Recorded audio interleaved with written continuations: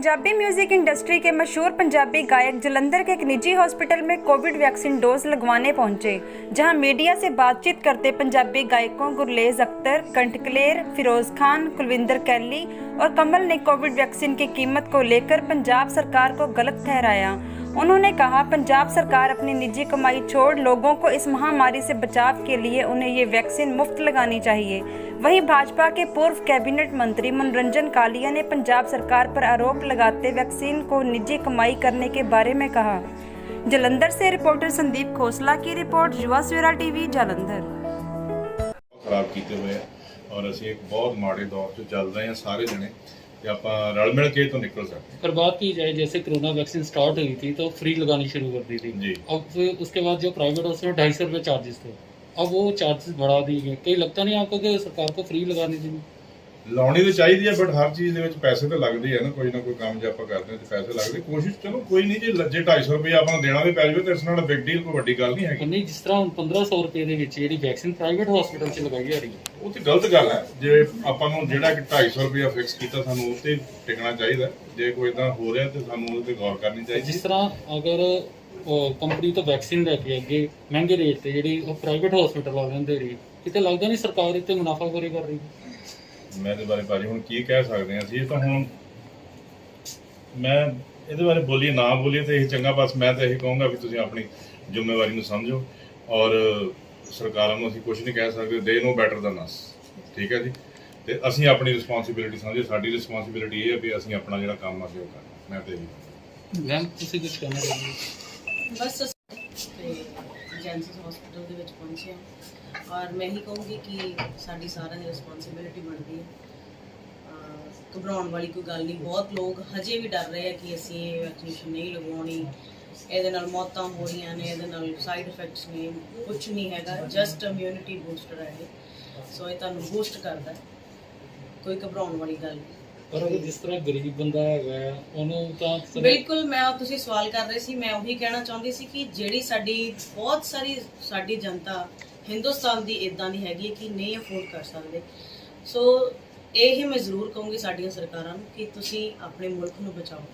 ਤੁਹਾਡੀ ਰਿਸਪੌਂਸਿਬਿਲਿਟੀ ਬਣਦੀ ਹੈ। ਤੁਸੀਂ ਸਾਡੇ ਜਿਹੜਾ ਇੱਕ ਰਾਜਾ ਹੁੰਦਾ ਹੈ ਉਹ ਸਾਰੇ ਆਪਣੇ ਵਜ਼ੀਰਾਂ ਦਾ ਖਿਆਲ ਰੱਖਦਾ, ਪ੍ਰਜਾ ਦਾ ਖਿਆਲ ਰੱਖਦਾ ਹੈ ਔਰ ਇਹ ਤੁਹਾਡਾ ਫਰਜ਼ ਬਣਦਾ, ਸਾਡੀਆਂ ਸਰਕਾਰਾਂ ਦਾ ਫਰਜ਼ ਬਣਦਾ ਕਿ ਆਪਣੀ ਪ੍ਰਜਾ ਦਾ ਖਿਆਲ ਰੱਖਣ ਔਰ ਜਿੰਨਾ ਹੋ ਸਕਦਾ ਆਪਣੇ ਮੁਲਕ ਨੂੰ ਬਚਾਉਣ। ਬਾਹਰਲੇ ਮੁਲਕਾਂ ਦੇ ਵਿੱਚ ਵੈਕਸੀਨੇਸ਼ਨ ਲੱਗ ਕੇ ਮਾਸਕ ਫ੍ਰੀ ਕਰਦੇ ਆ, ਕੋਈ ਮਾਸਕ ਨਹੀਂ ਲਾ ਰਿਹਾ।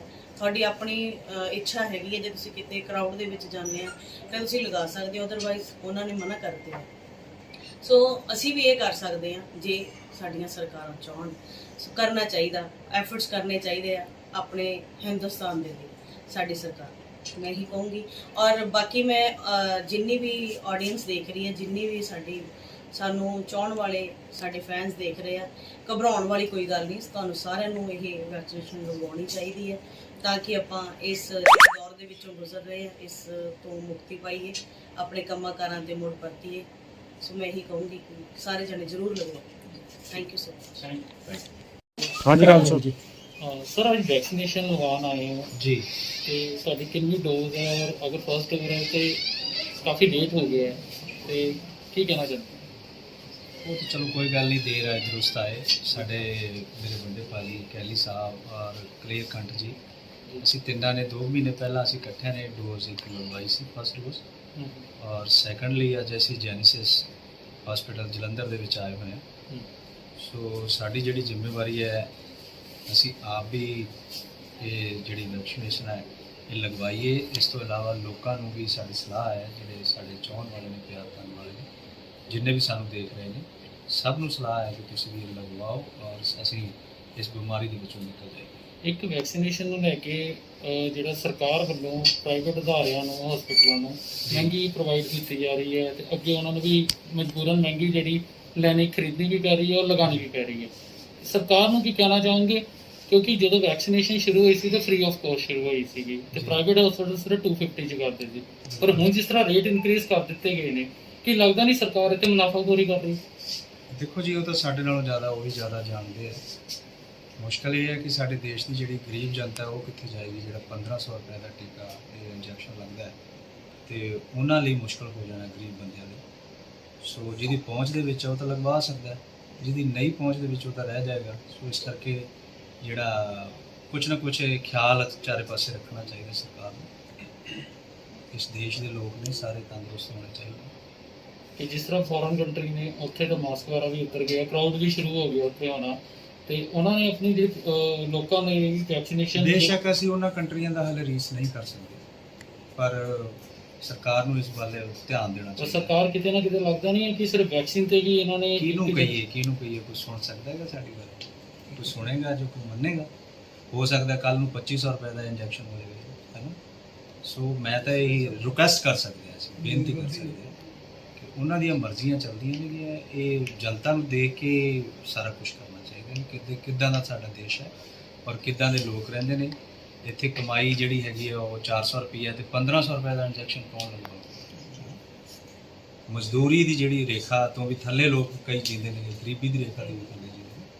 ਸੋ ਉਹਨਾਂ ਦਾ ਖਿਆਲ ਰੱਖਣਾ ਚਾਹੀਦਾ। ਸਭ ਨੂੰ ਜਿਹੜੀ ਹੈ ਇਹ ਜਿਹੜੀ ਦਵਾਈ ਹੈ ਇਹ ਸਭ ਨੂੰ ਲੱਗਣੀ ਚਾਹੀਦੀ ਔਰ ਸਭ ਦੀ ਪਹੁੰਚ ਦੇ ਵਿੱਚ ਹੋਣੀ ਚਾਹੀਦੀ। ਠੀਕ ਕਰੀਰ ਸਰ ਅੱਜ ਵੈਕਸੀਨੇਸ਼ਨ ਲਗਾਉਣ ਆਏ ਹੋ, ਕਿਸ ਤਰ੍ਹਾਂ ਲੱਗ ਰਿਹਾ ਵੈਕਸੀਨੇਸ਼ਨ ਲਗਾ ਕੇ, ਔਰ ਕੀ ਕਹਿਣਾ ਚਾਹੁੰਦੇ?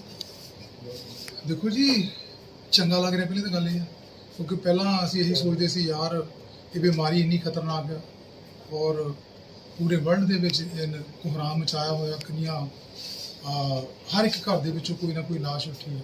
ਉਦੋਂ ਸੋਚਦੇ ਸੀ ਕਿ ਯਾਰ ਕੋਈ ਇੱਦਾਂ ਦੀ ਵੈਕਸੀਨ ਆਏ, ਕੋਈ ਇੰਜੈਕਸ਼ਨ ਆਏ ਕਿ ਅਸੀਂ ਲਵਾਈਏ ਤੇ ਇਸ ਬਿਮਾਰੀ 'ਚੋਂ ਕਿਸੇ ਤਰ੍ਹਾਂ ਛੁਟਕਾਰਾ ਪਾਈਏ। ਹੁਣ ਸਰਕਾਰਾਂ ਨੇ, ਸਾਡੇ ਵਿਗਿਆਨੀਆਂ ਨੇ ਕੋਸ਼ਿਸ਼ਾਂ ਕੀਤੀਆਂ ਤੇ ਵੈਕਸੀਨ ਆਈ ਹੈ। ਅਸੀਂ ਪਹਿਲੀ ਡੋਜ਼ ਲਵਾ ਲਈ ਸੀਗੀ 2 ਮਹੀਨੇ ਪਹਿਲਾਂ ਅਸੀਂ, ਤੇ ਹੁਣ ਸੈਕੰਡ ਡੋਜ਼ ਮੈਂ ਲਵਾਉਣ ਆਇਆ। ਸੋ ਸਾਰਿਆਂ ਨੂੰ ਇਹ ਡੋਜ਼ ਲਵਾਉਣੀ ਚਾਹੀਦੀ ਹੈ। ਜਿਵੇਂ ਅਸੀਂ ਸਾਰੇ ਪਹਿਲਾਂ ਵੀ ਇਹ ਅਪੀਲ ਕੀਤੀ ਸੀ ਕਿ ਬਹੁਤ ਸਾਰੇ ਵਹਿਮ ਭਰਮ ਨੇ ਕਿ ਯਾਰ ਇਹ ਡੋਜ਼ ਲਵਾ ਕੇ ਚੱਕਰ ਆਉਂਦੇ ਆ ਜੀ, ਬੰਦਾ ਬੈਡ ਫੀਲ ਕਰਦਾ, ਕਮਜ਼ੋਰੀ ਹੁੰਦੀ। ਸੋ ਇੱਦਾਂ ਦਾ ਕੁਝ ਨਹੀਂ, ਕਿਉਂਕਿ ਅਸੀਂ ਇੰਜੈਕਸ਼ਨ ਲਵਾਇਆ ਤੇ ਮੈਂ ਇੰਜੈਕਸ਼ਨ ਲਵਾ ਕੇ ਮੈਂ ਤਾਂ ਜਿਮ ਚਲਾ ਗਿਆ। ਮੈਂ ਡਾਕਟਰ ਸਾਹਿਬ ਕਹਿੰਦੇ ਯਾਰ 2-3 ਦਿਨ ਜਿਮ ਨਹੀਂ ਜਾਣਾ। ਮੈਂ ਕਿਹਾ ਜੀ ਹੁਣ ਤਾਂ ਮੈਂ ਲਾ ਲਿਆ। ਉਹ ਕਹਿੰਦੇ ਲਾ ਲਿਆ ਤਾਂ ਕੋਈ ਨਹੀਂ, ਬਸ ਸੋਚੋ ਨਾ, ਕੁਝ ਨਹੀਂ ਹੋਇਆ ਇਸ ਤਰ੍ਹਾਂ ਦਾ। ਸੋ ਸਾਰਿਆਂ ਨੂੰ ਇਹ ਹੱਥ ਮੰਨ ਕੇ ਅਪੀਲ ਹੈ ਕਿ ਤੁਸੀਂ ਸਾਰੇ ਜਿੱਥੋਂ ਵੀ ਤੁਹਾਨੂੰ ਉਪਲਬਧ ਹੁੰਦੀ ਹੈ ਦਵਾਈ, ਜ਼ਰੂਰ ਇਹ ਵੈਕਸੀਨ। ਐਸਾ ਇੱਕ ਦਿੱਲੀ ਪਿੱਛੇ ਤੁਹਾਨੂੰ ਪਤਾ ਕਿਸ ਤਰ੍ਹਾਂ ਦਾ ਮਾਹੌਲ ਰਿਹਾ, ਕਾਫੀ ਹਾਲਾਤ ਉੱਥੇ ਖਰਾਬ ਹੋ ਗਏ ਸੀ ਕਿਉਂਕਿ ਇੱਕ ਤਾਂ ਉੱਥੇ ਵੈਕਸੀਨੇਸ਼ਨ ਵੀ ਜਿਹੜੀ ਨਹੀਂ ਮਿਲ ਰਹੀ ਸੀਗੀ, ਉੱਥੋਂ ਲੋਕਾਂ ਦੇ ਜਿਹੜੇ ਉੱਥੇ ਵਾਇਰਸ ਜਿਹੜਾ ਫੈਲੀ ਜਾ ਰਿਹਾ ਸੀ। ਹੁਣ ਜਿਹੜਾ ਸਰਕਾਰ ਨੇ ਇੱਥੇ ਇਨਕਰੀਜ਼ ਕਰਤੇ ਰੇਟ ਵੈਕਸੀਨ ਨੂੰ ਲੈ ਕੇ, ਤੇ ਲੱਗ ਨਹੀਂ ਰਿਹਾ ਕਿ ਜੇ ਗਰੀਬ ਬੰਦਾ ਨਹੀਂ ਲਗਾਉਂਦਾ ਤਾਂ ਮਹਾਮਾਰੀ ਤਾਂ ਰੁਕ ਨਹੀਂ ਰਹੀ ਹੈ। ਦੇਖੋ ਜੀ, ਸਾਡਾ ਦੇਸ਼ ਜਿਹੜਾ ਨਾ, ਇੱਥੇ ਸਭ ਕੁਝ ਜਦੋਂ ਵੀ ਕੋਈ ਵਿਪਤਾ ਹੁੰਦੀ ਨਾ ਉਹਦੇ ਤੋਂ ਲੋਕ ਮੁਨਾਫਾ ਜ਼ਰੂਰ ਕਮਾਉਣ ਦੀ ਕੋਸ਼ਿਸ਼ ਕਰਦੇ। ਜਦੋਂ ਵੀ ਸਾਡੇ ਮੁਲਕ ਤੇ ਕੋਈ ਵਿਪਤਾ ਆਈ ਨਾ, ਹਰ ਇੱਕ ਨੇ ਆਪਣਾ ਫਾਇਦਾ ਉਹਦੇ ਵਿੱਚ ਕਮਾਉਣ ਦਾ ਸੋਚਿਆ, ਨਾ ਕਿ ਕਿਸੇ ਦਾ ਭਲਾ ਕਰਨ ਦਾ ਸੋਚਿਆ। ਜੇ ਪਹਿਲਾਂ ਰੇਟ ਨਿਕਲੇ ਸੀ ਕਿ 200 ਜਾਂ 250 ਦਾ ਇੰਜੈਕਸ਼ਨ ਲੱਗੇਗਾ, ਚਲੋ ਠੀਕ ਹੈ, ਹਰ ਇੱਕ ਦੀ ਪਹੁੰਚ ਵਿੱਚ ਆ, ਬੰਦਾ 200-250 ਰੁਪਇਆ ਲਗਾ ਕੇ ਕੋਈ ਵੀ ਵੈਕਸੀਨ ਲਵਾ ਸਕਦਾ। ਪਰ ਜਿਹੜਾ ਹੁਣ ਇਹ ਰੇਟ ਵਧਾ ਦਿੱਤੇ ਗਏ, ਇਹ ਤੇ ਸਰਾਸਰ ਮੈਂ ਕਹਿੰਦਾ ਵੀ ਚੋਰ ਬਜ਼ਾਰੀ ਕਹਿ ਲਓ ਤਾਂ ਇਹਦੇ ਤੇ ਵੀ ਸੋਚ ਰਿਹਾ ਕਿ ਕਮਾਈ ਕੀਤੀ ਜਾਏ, ਪ੍ਰੋਫਿਟ ਹੋ ਗਿਆ। ਇਸ ਟਾਈਮ ਪ੍ਰੋਫਿਟ ਨਹੀਂ ਵੇਖਣਾ ਚਾਹੀਦਾ। ਇਸ ਟਾਈਮ ਦੇਖੋ ਕਿ ਕਿੰਨੀ ਜਨਤਾ, ਕਿੰਨੇ ਲੋਕ ਇਸ ਬਿਮਾਰੀ ਨੇ ਘਰਾਂ ਦੇ ਘਰ ਖਾਲੀ ਕਰ ਦਿੱਤੇ, ਕਿੰਨੀਆਂ ਲਾਸ਼ਾਂ ਦੇ ਭਾਰ ਥੱਲੇ ਸਾਡਾ ਮੁਲਕ ਦਬ ਚੁੱਕਿਆ। ਹੁਣ ਕਮਾਈਆਂ ਛੱਡ ਕੇ, ਹੁਣ ਲਾਭ ਛੱਡ ਕੇ ਨਾ, ਹੁਣ ਲੋਕਾਂ ਦੀ ਹੈਲਪ ਕਰਨੀ ਚਾਹੀਦੀ ਵੱਧ ਤੋਂ ਵੱਧ। ਸੋ ਇਹ ਅਪੀਲ ਕਰਦੇ ਸਰਕਾਰੀ ਦਰਬਾਰਾਂ ਨੂੰ ਕਿ ਤੁਸੀਂ ਕੋਸ਼ਿਸ਼ ਕਰੋ ਕਿ ਚਲੋ ਇਹ ਜਿਹੜਾ 200-250 ਦਾ ਰੇਟ ਰੱਖਿਆ ਸੀ ਵਾਜਬ ਸੀ, ਚਲੋ ਠੀਕ ਹੈ, ਹਰ ਕੋਈ ਲਵਾ ਸਕਦਾ। ਸੋ ਇਹ ਅਪੀਲ ਹੈ। ਸਰਕਾਰ ਕਹਿ ਰਹੀ ਕਿ 400 ਰੁਪਏ ਸਾਨੂੰ ਕੰਪਨੀ ਦੇ ਰਹੀ ਹੈ ਤੇ ਸਾਨੂੰ ਤਾਂ ਅੱਗੇ ਜਿਹੜੀ ਮਹਿੰਗੀ ਦੇਣੀ ਪੈ ਰਹੀ ਹੈ। ਦੇਖੋ ਜੀ, ਇਹ ਸਰਕਾਰ ਚਾਹੇ ਤਾਂ ਸਾਰਾ ਕੁਝ ਹੋ ਸਕਦਾ, ਸਭ ਕੁਝ ਹੋ ਸਕਦਾ। ਲੋਕ ਟੈਕਸ ਦਿੰਦੇ ਨੇ। ਇਹ ਮਹਿਸੂਸ ਕਰ ਰਹੇ ਹੋ? ਪਹਿਲੀ ਤੁਹਾਡੀ ਲੱਗ ਚੁੱਕੀ 2 ਮਹੀਨੇ ਪਹਿਲਾਂ, ਅੱਜ ਫਿਰ ਲਵਾਉਣ ਆਏ ਹੋ। ਇੰਨੇ ਵਕਫੇ ਦੇ ਵਿੱਚ ਕੁਝ ਅਸਰ ਹੋਇਆ? ਨਹੀਂ, ਦਰਅਸਲ ਤੁਹਾਨੂੰ ਸ਼ਾਇਦ ਭੁਲੇਖਾ ਲੱਗਾ, ਮੇਰੀ ਅੱਜ ਪਹਿਲੀ ਡੋਜ਼। ਅੱਛਾ, ਤੁਹਾਡੀ ਪਹਿਲੀ ਹੈ। ਵੀਰ ਜੀ ਹੁਣਾਂ ਦੀਆਂ, ਜਿਹੜੇ ਸਾਡੇ ਭਰਾ ਆ, ਇਹਨਾਂ ਦੀਆਂ ਦੂਸਰੀਆਂ ਹੈਗੀਆਂ ਨੇ।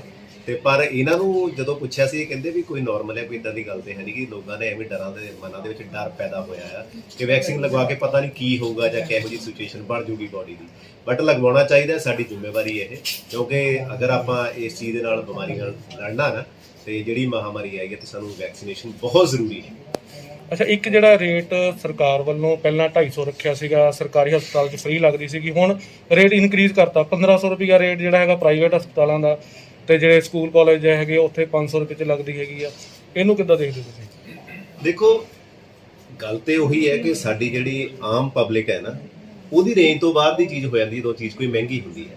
150, 200, 250 ਦੀ ਚੀਜ਼ ਜਿਹੜੀ ਉਹ ਹਰੇਕ ਦੇ ਇੱਕ ਬਜਟ 'ਚ ਆ ਜਾਂਦੀ ਹੈ। ਤੇ ਮੇਰਾ ਖਿਆਲ ਹੈ ਵੀ ਇਹ ਤਾਂ ਗਵਰਨਮੈਂਟ ਨੂੰ ਸੋਚਣਾ ਚਾਹੀਦਾ ਹੈ, ਕਿਉਂਕਿ ਇਹ ਟਾਈਮ ਇਹੋ ਜਿਹਾ ਇਹਦੇ ਵਿੱਚ ਬਹੁਤ ਲੋਕਾਂ ਦੇ ਬਿਜ਼ਨਸ ਬੰਦ ਹੋ ਗਏ ਨੇ, ਚਾਹੇ ਛੋਟੇ ਤੋਂ ਲੈ ਕੇ ਵੱਡੇ ਤੱਕ। ਤੇ ਇਹ ਮੇਰੇ ਖਿਆਲ ਦੇ ਵਿੱਚ ਤਾਂ ਇਹ 200-250 ਦੀ ਵੀ ਨਹੀਂ ਚਾਹੀਦੀ, ਫ੍ਰੀ ਹੀ ਵੈਕਸੀਨੇਸ਼ਨ ਚਾਹੀਦੀ ਹੈ। ਤੇ ਬਾਕੀ ਜਿਹੜੀ ਗੱਲ ਹੈ ਵੀ ਕਿੰਨੀ ਪਬਲਿਕ ਹੈ ਜਿਹੜੀ ਟੈਕਸ ਪੇ ਕਰਦੀ ਹੈ, ਤੋ ਇਹਦੇ ਨਾਲ ਕੀ ਹੋ ਸਕਦਾ ਹੈ ਕਿ ਕਿਤੇ ਨਾ ਕਿਤੇ ਗਵਰਨਮੈਂਟ ਨੂੰ, ਮੇਰਾ ਖਿਆਲ ਹਰੇਕ ਚੀਜ਼ ਤੋਂ, ਜੇ ਤੁਸੀਂ ਦੇਖਦੇ ਹੋਵੋਗੇ ਹਰ ਇੱਕ ਚੀਜ਼ ਤੋਂ, ਛੋਟੀ ਤੋਂ ਛੋਟੀ ਇੱਕ ਚਵਾਨੀ ਦੀ ਚੀਜ਼ ਵੀ ਹੈ ਤੇ ਚਾਹੇ ਕਰੋੜਾਂ ਦੀ ਚੀਜ਼ ਵੀ ਹੈ, ਉਹਨਾਂ ਨੂੰ ਟੈਕਸ ਜਾਂਦਾ ਜਾਂਦਾ। ਤੇ ਮੇਰਾ ਖਿਆਲ ਹੈ ਵੀ ਗਵਰਨਮੈਂਟ ਨੂੰ ਕੋਈ ਘਾਟਾ ਨਹੀਂ ਪੈਣਾ ਜੇ ਆਪਣੀ ਆਵਾਮ ਨੂੰ, ਆਪਣੇ ਦੇਸ਼ ਨੂੰ ਬਚਾਉਣਾ, ਤੇ ਜੇ ਫ੍ਰੀ ਵੈਕਸੀਨੇਸ਼ਨ ਲਾ ਦੇਣੀ। ਸਰਕਾਰ ਵੱਲੋਂ ਜਿਹੜੀ ਕੋਵਿਡ ਵੈਕਸੀਨ 400 ਰੁਪਏ 'ਚ ਕਹਿ ਕੇ ਤੇ 1060 'ਚ ਵੇਚੀ ਜਾ ਰਹੀ ਸੀ ਤੇ 1500 ਰੁਪਏ ਪ੍ਰਾਈਵੇਟ ਹਸਪੀਟਲਾਂ ਦੇ ਵਿੱਚ ਜਿੱਦਾਂ ਹੁਣ ਬਲਵੀਰ ਸਿੱਧੂ ਦਾ ਬਿਆਨ ਵੀ ਆਇਆ ਹੈ ਕਿ ਉਹਨਾਂ ਨੇ ਕਿਹਾ ਹੈ ਕਿ ਸਾਡੇ ਤੋਂ ਗਲਤੀ ਹੋ ਗਈ, ਤੇ ਕੀ ਕਹਿਣਾ ਚਾਹੁੰਦੇ? देखो ऐसा है कि ये वैक्सीन जी हैगी है प्राइवेट कंपनीज ने बनाई, केंद्र सरकार परचेज करके फ्री जी हैगी जनता को दे रही है।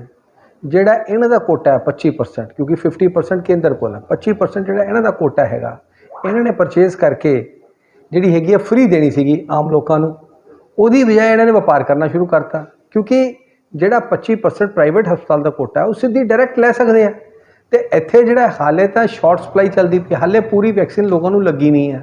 ਤੇ ਔਰ ਕੈਪਟਨ ਅਮਰਿੰਦਰ ਸਿੰਘ ਉਹਨਾਂ ਨੇ ਘੋਸ਼ਣਾ ਕੀਤੀ ਸੀਗੀ ਕਿ ਵੀ ਅਸੀਂ ਜਿਹੜਾ ਹੈਗਾ ਇੱਥੇ ਫ੍ਰੀ ਪ੍ਰੋਵਾਈਡ ਕਰਾਂਗੇ ਖਰੀਦ ਕੇ, ਬਜਾਏ ਇਹ ਕਿ ਫ੍ਰੀ ਪ੍ਰੋਵਾਈਡ ਕਰਨ ਦੇ ਤੁਸੀਂ 400 ਰੁਪਏ ਲੈ ਕੇ ਤੁਸੀਂ ਜਿਹੜਾ ਹੈਗਾ 1060 ਰੁਪਏ ਪ੍ਰਾਈਵੇਟ ਜਿਹੜਾ ਹੈਗਾ ਹਸਪਤਾਲਾਂ ਨੂੰ ਦੇਣੀ ਸ਼ੁਰੂ ਕਰਤੀ ਹੈ। ਸੋ ਇਹ ਜਨਤਾ ਨਾਲ ਧੋਖਾ ਹੈ, ਜਨਤਾ ਦੇ ਨਾਲ ਕਾਣ ਹੈ। ਔਰ ਦੂਸਰੀ ਗੱਲ ਜਿਹੜੀ CSR ਬਣਿਆ, ਜਿਹੜੀ ਇਹਨਾਂ ਨੇ ਪ੍ਰੋਫਿਟੇਰਿੰਗ ਕੀਤੀ ਹੈ ਜਿਸ ਨੇ ਸੰਸਥਾ ਨੇ, ਸੋ ਉਹਦਾ ਕਹਿੰਦੇ ਜੀ ਕਿ ਉਹਦੇ ਵਿਕਾਸ ਕਰ ਜਿਹੜਾ ਸੀਗਾ ਜੀ ਉਹਨੇ ਕੀਤਾ ਆਪਣੇ ਤੌਰ ਤੇ। ਇਹ ਬਣਾਈ ਕਿੰਨੇ? ਸਰਕਾਰ ਨੇ ਬਣਾਈ ਹੈ। ਫਿਰ ਇਹ ਹੈਗਾ ਕਿ ਵੀ ਜੇ ਅਸੀਂ ਕਹਿੰਦੇ ਹਾਂ ਕਿ ਵੀ ਆਪਣੇ ਤੌਰ ਤੇ ਕੀਤਾ, ਇਹਦਾ ਮਤਲਬ ਹੈਗਾ ਕਿ ਜੀ ਆਮ ਹਰੀ ਸਰਕਾਰ ਹੈ, ਕਿ ਵੀ ਪ੍ਰਸ਼ਾਸਨ ਤੇ ਕੰਟਰੋਲ ਹੀ ਹੈ ਨਹੀਂ ਇਹਨਾਂ ਨੂੰ।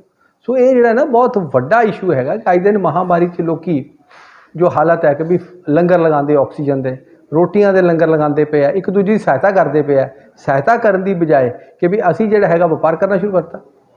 ਤੇ ਜੇ ਗੱਲ ਕੀਤੀ ਜਾਵੇ ਤਾਂ ਕੇਂਦਰ ਸਰਕਾਰ ਵੱਲੋਂ 50% ਵੈਕਸੀਨ ਜਿਹੜੀ ਸੂਬਾ ਸਰਕਾਰ ਨੂੰ ਦੇ ਦਿੱਤੀ, ਕਿ ਉਹ ਵੈਕਸੀਨ ਸੂਬਾ ਸਰਕਾਰ ਨੂੰ ਦੇ ਦਿੱਤੀ ਗਈ ਸੀ ਕਿ ਉਹਦੇ ਵਿੱਚੋਂ ਹੀ ਜਿਹੜਾ ਵਪਾਰ ਸ਼ੁਰੂ ਕਰ ਦਿੱਤਾ ਗਿਆ? ਦੇਖੋ ਇਸ ਤਰ੍ਹਾਂ ਕਿ ਜਿਹੜੀਆਂ ਪ੍ਰਾਈਵੇਟ ਕੰਪਨੀਜ਼ ਹੈ ਜਿਨ੍ਹਾਂ ਨੇ ਵੈਕਸੀਨ ਬਣਾਈ ਹੈ, ਉਹਨਾਂ ਕੋਲੋਂ 50% ਕੋਟਾ ਪਰਚੇਸ ਕਰਕੇ ਕੇਂਦਰ ਸਰਕਾਰ ਨੇ ਫ੍ਰੀ ਜਿਹੜੀ ਹੈਗੀ ਨਾ ਉਹ ਆਮ ਲੋਕਾਂ ਨੂੰ ਦੇਣੀ ਹੈ। 25% ਜਿਹੜੀ ਹੈ ਫ੍ਰੀ ਹੈ ਉਹ ਰਾਜ ਸਰਕਾਰਾਂ ਨੇ, ਹਾਂ ਸਰਕਾਰ ਇੱਥੇ ਲੱਗ ਰਹੀ ਹੈ, ਇਹਨਾਂ ਨੂੰ ਕੋਟਾ ਦਿੱਤਾ ਹੋਇਆ। ਜਿਹੜਾ ਵਪਾਰ ਹੋ ਰਿਹਾ ਕਿ ਇਹ ਇਹਨਾਂ ਨੇ ਸਿੱਧੀ ਜਿਹੜਾ 25% ਕੋਟਾ ਰਾਜ ਸਰਕਾਰਾਂ ਦਾ ਉਹਦੇ ਚੋਂ ਕਾਂਗਰਸ ਸਰਕਾਰ ਨੇ ਪਰਚੇਸ ਕਰਕੇ ਫ੍ਰੀ ਦੇਣ ਦੀ ਬਜਾਏ ਇਹ ਵਪਾਰ ਕਰਨਾ ਸ਼ੁਰੂ ਕਰਤਾ, ਪ੍ਰਾਈਵੇਟ ਹਸਪਤਾਲ ਦੇਣਾ ਸ਼ੁਰੂ ਕਰਤਾ। ਇੱਕ ਪਾਸੇ ਦਿਖਾਵਾ ਜਿਹੜਾ ਹੈ ਪੰਜਾਬ ਸਰਕਾਰ ਕਰ ਰਹੀ ਹੈ ਲੋਕਾਂ ਦੇ ਨਾਲ, ਜਿਹੜੀ ਉਹਨਾਂ ਦੀ ਜਾਨਾਂ ਦੀ ਹੈਗੀ ਉੱਤੇ ਲੱਗਦਾ ਕਿ ਜਿਹੜਾ ਜਾਨ ਮਾਲ ਦੀ ਰੱਖਿਆ ਨਹੀਂ ਕਰ ਰਹੀ ਹੈ ਔਰ ਉਹਨਾਂ ਦੇ ਹੀ ਵਪਾਰ ਕਰਨਾ ਸ਼ੁਰੂ ਕਰ ਦਿੱਤਾ ਹੈ।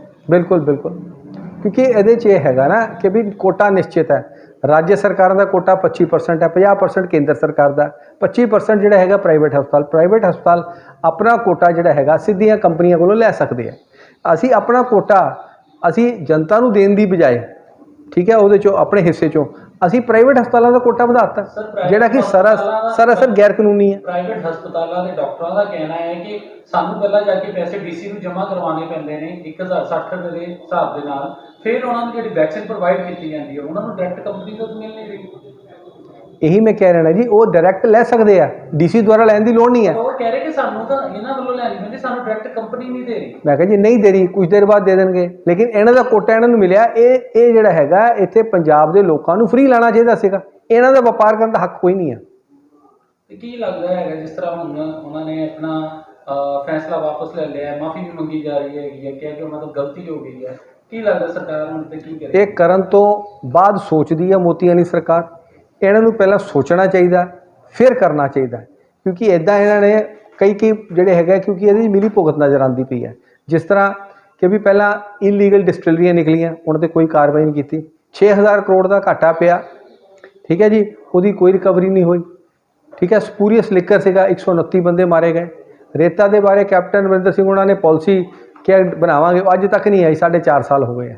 ਸੋ ਇਹਦੇ ਲਈ ਕਿਤੇ ਨਾ ਕਿਤੇ ਮਿਲੀ ਭੁਗਤ ਹੈਗੀ ਹੈ। ਹੁਣ ਜੇ 22 ਦੇ ਇਲੈਕਸ਼ਨਾਂ ਦੀ ਗੱਲ ਕੀਤੀ ਜਾਵੇ, ਜਿਹੜਾ ਆਪਸ 'ਚ ਇਹਨਾਂ ਦਾ ਕਟੂਕਲੇਸ਼ ਚੱਲਦਾ ਪਿਆ ਹੈਗਾ, ਇੱਕ ਪਾਸੇ ਸਿੱਧੂ ਇੱਕ ਪਾਸੇ ਕੈਪਟਨ ਹੈ, ਤੇ ਹੁਣ ਕੱਲ੍ਹ ਹੀ ਜਿਹੜਾ ਸੁਖਪਾਲ ਖਹਿਰੇ ਦੀ ਵੀ ਵਾਪਸੀ ਹੋਈ ਹੈ ਕਾਂਗਰਸ ਦੇ ਵਿੱਚ, 2 ਆਮ ਆਦਮੀ ਪਾਰਟੀ ਦੇ ਵੀ ਗਏ ਨੇ ਐਮਐਲਏ, ਕੀ ਲੱਗਦਾ ਹੈ ਤੁਹਾਨੂੰ? ਦੇਖੋ ਇਹਦੇ 'ਚ ਇੱਕ ਤਾਂ ਹੈ, ਕਹਿੰਦੇ ਕਿ ਜੋ ਵੀ ਫੈਸਲਾ ਹੋਵੇ ਛੁਰੀ ਖਰਬੂਜੇ 'ਤੇ ਗਿਰੇ ਜਾਂ ਖਰਬੂਜਾ ਛੁਰੀ 'ਤੇ ਗਿਰੇ, ਨੁਕਸਾਨ ਜਿਹੜਾ ਖਰਬੂਜੇ ਦਾ ਉਸੇ ਤਰ੍ਹਾਂ ਨੁਕਸਾਨ ਕਾਂਗਰਸ ਦਾ ਹੈ। ਔਰ ਇੱਕ ਮਿਆਨ 'ਚ 2 ਤਲਵਾਰਾਂ ਨਹੀਂ ਰਹਿ ਸਕਦੀਆਂ। ਕੈਪਟਨ ਅਮਰਿੰਦਰ ਸਿੰਘ ਹੋਣੀ ਜਾਂ ਤਾਂ ਇਹ ਰਹਿਣਗੇ ਤੇ ਜਾਂ ਸਿੱਧੂ ਰਹੇਗਾ। ਐਸੀ ਕੋਈ ਵੀ ਜਿਹੜਾ ਨਾ ਜੋ ਮੈਨੂੰ ਨਜ਼ਰ ਆਉਂਦਾ ਕੈਚ 22 ਸਿਚੁਏਸ਼ਨ ਹੈ ਅੱਜ ਦੀ ਹਾਲਤ ਦੇ ਵਿੱਚ, ਔਰ ਪੁਆਇੰਟ ਆਫ ਨੋ ਰਿਟਰਨ 'ਤੇ ਪਹੁੰਚਿਆ ਹੋਇਆ ਹੈ ਕਿ ਵੀ ਇਹਦੇ ਵਿੱਚ ਦੋਨੋਂ ਝੁਕਣ ਨੂੰ ਤਿਆਰ ਨਹੀਂ ਹੈ। ਕਾਂਗਰਸ ਦੇ ਵਿੱਚ ਇੱਕ ਬੰਦਾ ਰਹੇਗਾ, ਜਾਂ ਸਿੱਧੂ ਰਹੇਗਾ ਜਾਂ ਕੈਪਟਨ ਰਹੇਗਾ, ਕਿਉਂਕਿ ਸਿੱਧੂ ਦੀ ਨਜ਼ਰ ਵੀ ਜਿਹੜੀ ਹੈਗੀ ਹੈ ਉਹ ਹੈਗੀ ਹੈ ਮੁੱਖ ਮੰਤਰੀ ਪਦ ਦੇ ਉੱਤੇ, ਤੇ ਕੈਪਟਨ ਅਮਰਿੰਦਰ ਸਿੰਘ ਉਹਨਾਂ ਨੇ ਕਹਿ ਦਿੱਤਾ ਦਾ ਕਿ ਵੀ ਭਾਈ ਤੇਰਾ ਇੱਥੇ ਸਥਾਨ ਕੋਈ ਨਹੀਂ ਹੈ। ਕੀ ਪ੍ਰਭਾਵ ਲੱਗਦਾ ਤੁਹਾਨੂੰ 2022 ਦੇ ਇਲੈਕਸ਼ਨ 'ਚ? ਕੀ ਲੋਕੀ ਕਿਹਨਾਂ ਦੀ ਸਰਕਾਰ ਚੁਣੇਗੀ? ਦੇਖੋ ਜੀ, ਗੱਲ ਇਹ ਹੈ ਕਿ ਵੀ ਅੱਜ ਦੇ ਜੋ ਹਾਲਾਤ ਬਣਦੇ ਪਏ ਆ, ਕਾਂਗਰਸ ਤਾਂ ਨਹੀਂ ਆਉਣ ਲੱਗੀ। ਇੱਕ ਜਿਹੜਾ ਸੁਖਪਾਲ ਖਹਿਰੇ ਦਾ ਵਾਪਸੀ ਹੋਣਾ, ਕਿਉਂਕਿ ਪਹਿਲਾਂ ਕਾਂਗਰਸ ਤੇ ਕੈਪਟਨ ਅਮਰਿੰਦਰ ਸਿੰਘ ਦੇ ਕਾਫੀ ਤੰਜ ਵੀ ਦੱਸਦੇ ਨਜ਼ਰ ਆਏ ਉਹ, ਫਿਰ ਜਿਹੜੇ ਸੀਗੇ ਆਪਣੇ ਕਪੂਰਥਲਾ ਦੇ ਐਮਐਲਏ ਰਾਣਾ ਗੁਰਜੀਤ ਰਾਣਾ, ਉਹਨਾਂ ਦੇ ਵੀ ਕਾਫੀ ਤੰਜ ਦੱਸੇ, ਉਹਨਾਂ ਦੇ ਖੁਲਾਸੇ ਲਈ ਕਿ ਉਹਨਾਂ ਨੂੰ ਮੰਤਰੀ ਪਦ ਚੁਕਾਇਆ ਗਿਆ। ਫਿਰ ਵਾਪਸੀ ਹੋਣਾ ਕਿਤੇ ਨਾ ਕਿਤੇ ਲੱਗਦਾ ਨਹੀਂ ਕਿ ਕਾਂਗਰਸ ਠੋਕੇ ਚੱਟ ਰਹੀ? ਉਹ ਤਾਂ ਥੁੱਕੇ ਚੱਟਦੀ ਪਈ ਹੈ, ਕਾਂਗਰਸ ਵੀ ਥੁੱਕੇ ਚੱਟ ਰਹੀ ਹੈ ਤੇ ਖਹਿਰਾ ਵੀ ਥੁੱਕੇ ਚੱਟਦਾ ਪਿਆ। ਪਹਿਲਾਂ ਉਹਨੇ ਹੀ ਗਾਲਾਂ ਕੱਢੀਆਂ ਕਿ ਵੀ ਇਹ ਕੈਪਟਨ ਅਮਰਿੰਦਰ ਸਿੰਘ ਮਾੜਾ ਚੰਗਾ ਨਹੀਂ, ਹੁਣ ਕਿੱਦਾਂ ਚੰਗਾ ਹੋ ਗਿਆ। ਸਵਾਲ ਤਾਂ ਇਸ ਗੱਲ ਦਾ ਹੈਗਾ ਕਿ ਵੀ ਉਦੋਂ ਪਹਿਲਾਂ ਜਿਹੜਾ ਜਦੋਂ ਇਹ ਛੱਡਿਆ ਸੀਗਾ, ਜਦੋਂ ਇਹ ਕਹਿੰਦਾ ਸੀ ਤਾਂ ਉਦੋਂ ਕਹਿੰਦਾ ਸੀਗਾ ਕਾਂਗਰਸ ਬਹੁਤ ਮਾੜੀ ਹੈ, ਠੀਕ ਹੈ ਜੀ। ਹੁਣ ਇਹ ਆਪਾਂ ਕਹਿ ਰਹੇ ਹਾਂ ਕਿ ਵੀ ਕਾਂਗਰਸ ਠੀਕ ਹੋ ਗਈ ਆ, ਆਮ ਆਦਮੀ ਪਾਰਟੀ ਛੱਡ ਦਿੱਤੀ ਹੈ। ਸੋ ਕਿਸੇ ਘੜੇ ਦੇ ਟੱਕਰ ਨਹੀਂ ਹੈ। ਜੇ ਗੱਲ ਕੀਤੀ ਜਾਵੇ ਸਰ, ਅੱਜ ਇੱਕ ਪ੍ਰੈਸ ਕਾਨਫਰੰਸ ਵੀ ਹੋਈ ਹੈ, ਤੇ ਉਹ ਜਿਹੜੀ ਪ੍ਰੈਸ ਕਾਨਫਰੰਸ ਹੋਈ ਹੈ, ਕਾਂਗਰਸੀ ਜਿਹੜਾ ਇੱਕ ਲੀਡਰ ਨੇ ਭੁਲੱਥ ਦੇ ਏਰੀਏ ਦੇ, ਉਹਨਾਂ ਨੇ ਸੁਖਪਾਲ ਖਹਿਰਾ ਦੇ ਖਿਲਾਫ ਕੀਤੀ ਹੋਈ ਹੈ, ਤੇ ਉਹਨਾਂ ਦਾ ਕਹਿਣਾ ਹੈਗਾ ਕਿ ਖਹਿਰਾ ਕਦੇ ਵੀ ਕਾਂਗਰਸ ਦੇ ਵਫਾਦਾਰ ਨਹੀਂ ਹੋ ਸਕਦੀ, ਪਰ ਕੈਪਟਨ ਇਸ ਤੇ ਕਿਉਂ ਨਹੀਂ ਸੰਗਿਆਨ ਲੈ? ਗੱਲ ਇਹ ਕਾਂਗਰਸ ਦੇ ਵਿੱਚ ਹੀ ਘਮਾਸਾਨ ਹੈਗਾ, ਉਹਦੇ 'ਚ ਇਹ ਵੀ ਘਮਾਸਾਨ ਹੈ ਕਿ ਵੀ ਕਈ ਬੰਦੇ ਚਾਹੁੰਦੇ ਕਿ ਵੀ ਸੁਖਪਾਲ ਖਹਿਰੇ ਨੂੰ ਨਹੀਂ ਲੈਣਾ ਚਾਹੀਦਾ ਸੀਗਾ। ਸੋ ਕੈਪਟਨ ਅਮਰਿੰਦਰ ਸਿੰਘ ਹੋਣੀ ਜਿਹੜਾ ਹੈਗਾ ਆਪਣੀ ਰਾਜਨੀਤਿਕ ਗੋਟੀਆਂ ਨੂੰ ਫਿੱਟ ਕਰਨ ਦੇ ਲਈ ਜਿਹੜਾ ਹੈਗਾ ਇਹ ਐਮਐਲਏ ਜਿਹੜੇ ਆਪ ਦੇ ਜਿਹੜੇ ਤੋੜ ਕੇ ਆਪਣੇ 'ਚ ਲੈ ਕੇ ਆਏ ਆ।